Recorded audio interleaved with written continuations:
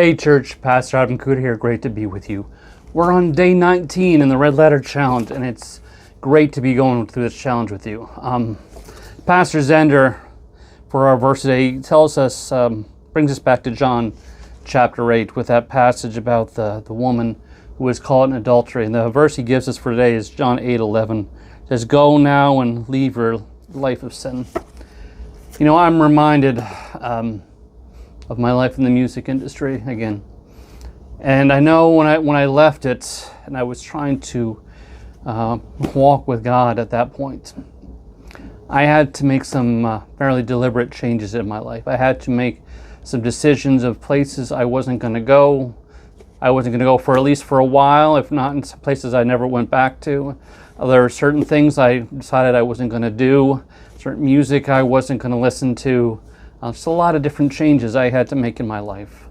And as I talk about that, I'm reminded of the fact, when we hear God's call, when we receive His forgiveness, He says those words to us. He picks us back up again, says, "Get up and try again, and go and sin no more."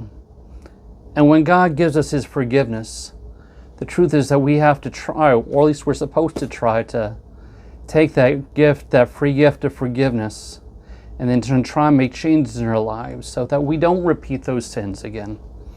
We hear the account of Zacchaeus, little Zacchaeus, who went up the tree, and he came down and he received God's forgiveness. He received Christ as Christ called him down from that tree and wanted to be a part of his life.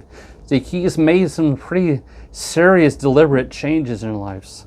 And that's one of the things when God gives us forgiveness, He doesn't want to give us a gift that really has no change in our lives.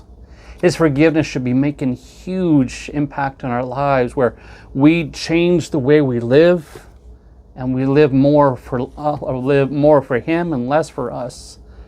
And I think that's a beautiful thing, something that's worth doing, something that's an incredible gift, something that gives us freedom, freedom from those stones we've been talking about off and on this week, from the weight of the sins. God tells us to put them down and to walk with Him.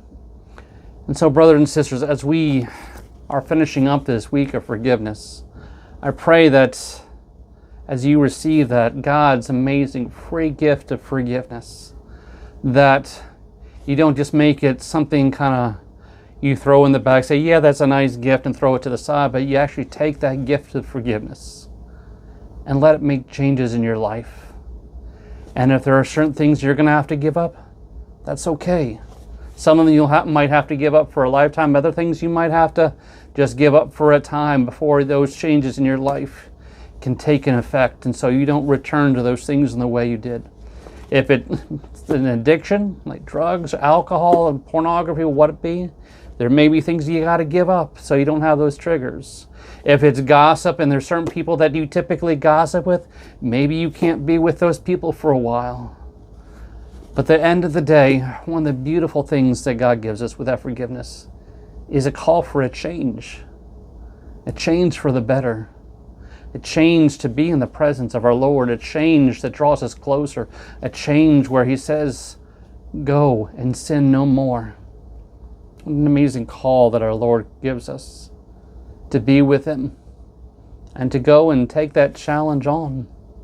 And we know that there's nothing that God gives us that He won't be with us to give us the strength. And so may you, as you take this challenge on to go and sin no more, may you seek our Lord for that strength, but may you take on this challenge with joy. May you take it on knowing that the Lord has something so much better for you. And as we become more like Him and less like us, that we revel in that change that He's making in us. So brothers and sisters, as you continue on this journey, this 40-day challenge that we've all been going on, may you remember, wherever you go, whatever you do, you are on the King's business. God bless you, everybody. We'll see you next time.